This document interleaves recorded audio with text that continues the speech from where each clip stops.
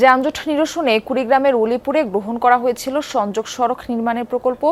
৬৮ কোটি টাকার প্রকল্প ঘিরে উঠেছে নানা দুর্নীতির অভিযোগ। সরকার বিভাগের কর্মকর্তা কর্মচারীরাই জড়িত বলছেন স্থানীয়রা। তাদের অভিযোগ, কৌশলের নকশা করেছেন সিন্ডিকেট সদস্যরা। নিজ জমি আর বাড়িও সেই ডিজাইনে করেছেন অন্তর্ভুক্ত। এতে সরকারি অর্থ অপচয়ের পাশাপাশি গৃহহীন হওয়ার আতঙ্কে কয়েকশো পরিবার।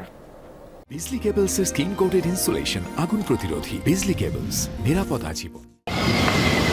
উলিপুর পৌরসভার ফসলি জমিতে নির্মিত এসব বহুতল ভবন দেখে বোঝার উপায় নেই পেছনে লুকানো বড় অনিয়ম। অভিযোগ, কুড়িগ্রাম সড়ক বিভাগের হিসাবরক্ষক আব্দুর রাজ্জাক, সার্ভেয়ার রনি সহ কয়েকজন কর্মকর্তা এবং তাদের স্বজনরা করেছেন ৯/৬। অধিগ্রহণের মোটা অঙ্কের ক্ষতিপূরণ পেতে তড়িঘড়ি জমি কিনে ৩টি ভবন গড়ে তুলেছেন, অথচ থাকছেন না কেউ। এটা ক্ষতিপূরণ নেওয়ার জন্যে, এই বাড়িটা করার জন্যে করছি।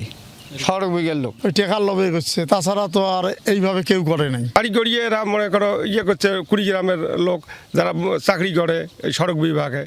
পরিকল্পনা অনুযায়ী উলিপুর হেলিপ্যাড মোড় থেকে গুনাইগাছ মোড় পর্যন্ত ৩.২ কিলোমিটার সংযোগ সড়ক নির্মাণের কথা, কিন্তু নকশা এমনভাবে করা হয়েছে যা জনবহুল আমিন মোড়ের উপর দিয়ে গেছে।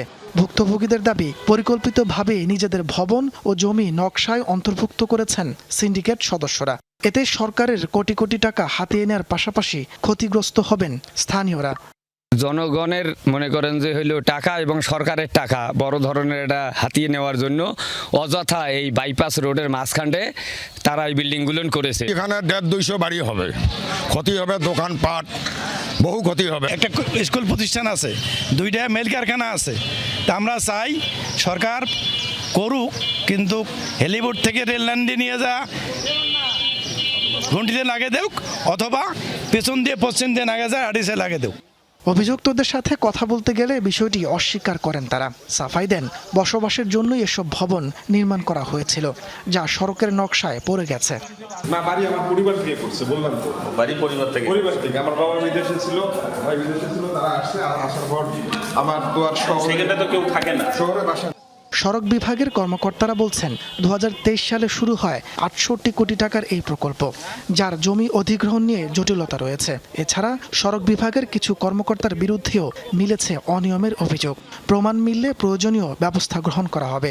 এই অভিযোগটি পেয়েছি, ঊর্ধ্বতন কর্তৃপক্ষ যদি কোনো তদন্ত কমিটি করে দেন, তাহলে আমরা এটা যাচাই বাছাই করে যদি এরা দায়ী থাকেন এবং তাহলে আমরা এটা লিখিতভাবেই আমরা ঊর্ধ্বতন কর্তৃপক্ষকে অবহিত করব। ঊর্ধ্বতন কর্তৃপক্ষ যে সিদ্ধান্ত নেন সেটাই চূড়ান্ত হয়। নকশা পরিবর্তনের দাবি জানিয়ে এলাকাবাসী বলছেন, রেলের অতিরিক্ত জমি ব্যবহার করলে স্থানীয়দের ক্ষয়ক্ষতি কমার পাশাপাশি সাশ্রয় হবে সরকারের কোটি কোটি টাকা। তাপস সরকার, যমুনা নিউজ।